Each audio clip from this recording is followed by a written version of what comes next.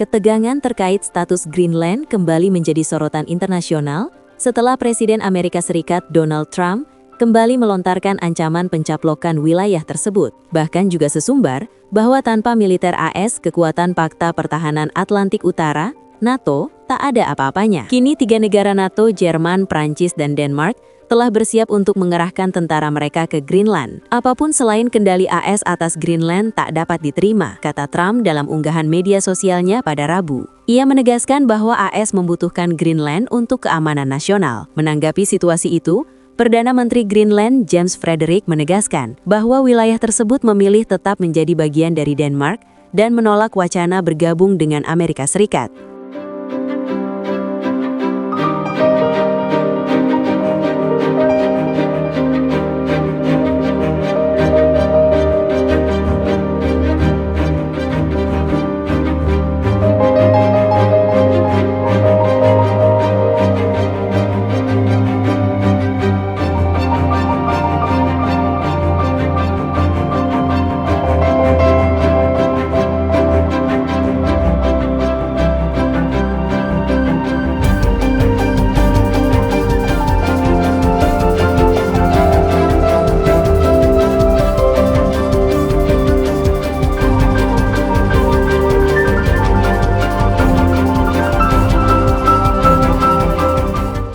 Download Tribun X sekarang, menghadirkan lokal menjadi Indonesia.